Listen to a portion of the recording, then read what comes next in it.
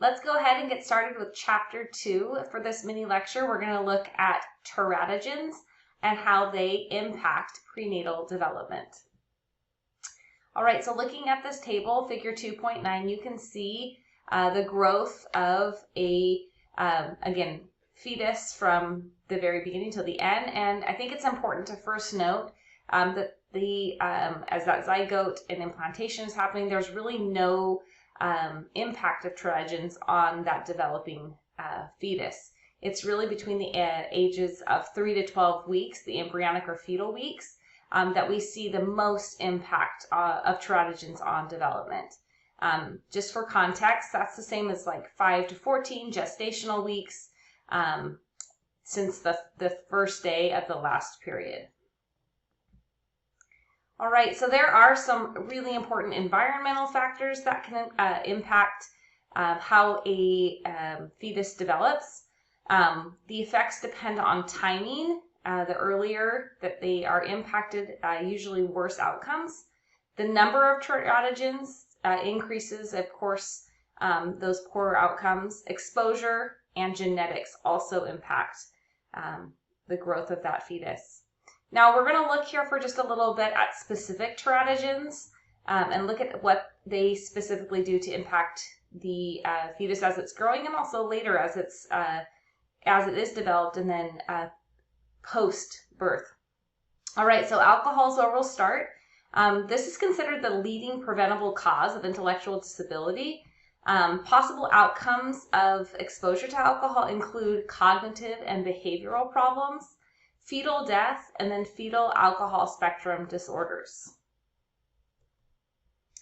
And just for a little bit of context here, there are some actual physical descriptors that are associated with fetal alcohol spectrum disorders, associated with both the head size, the eyes, the nose, the midface, and even the lips and philtrum.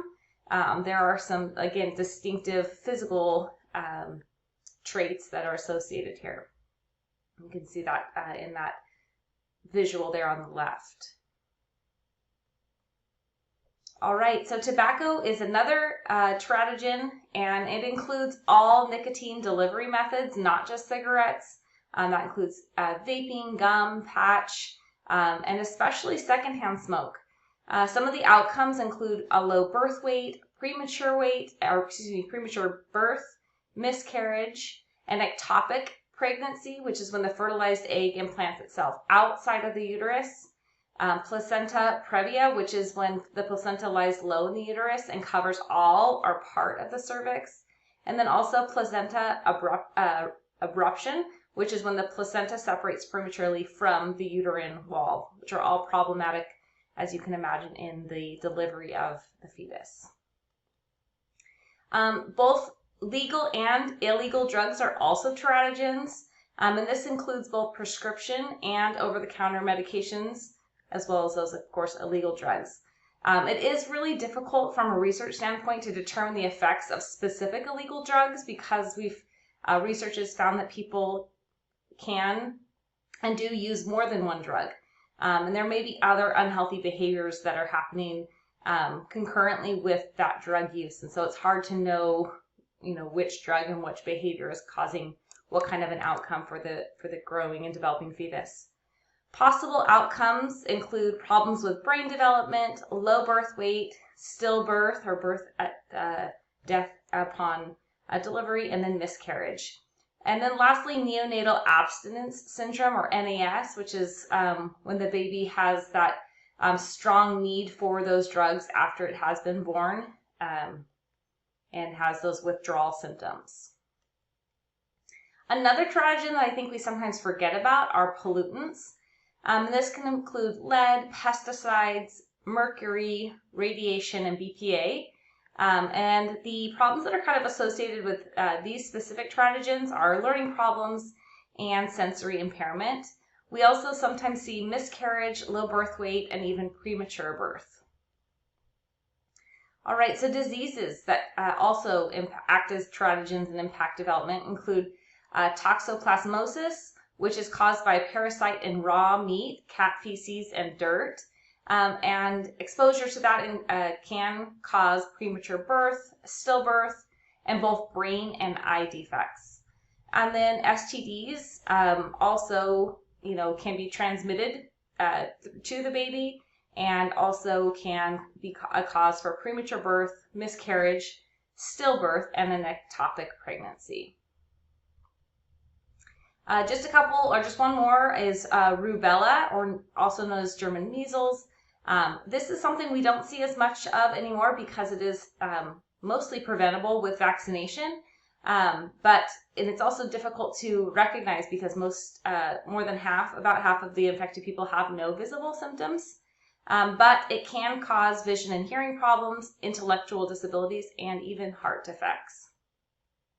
So when we're thinking also about teratogens or things that impact development, maternal age, the age of the mother, also has ramifications.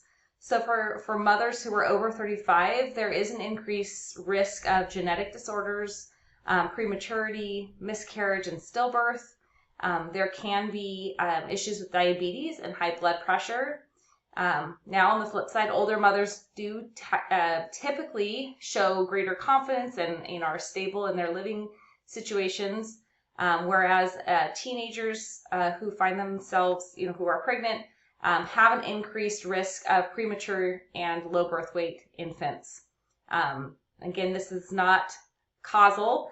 These are just statistically speaking. There are often issues with poor nutrition and medical care, and behaviors such as drinking, smoking, and drugs are higher in teenage mothers than in older mothers.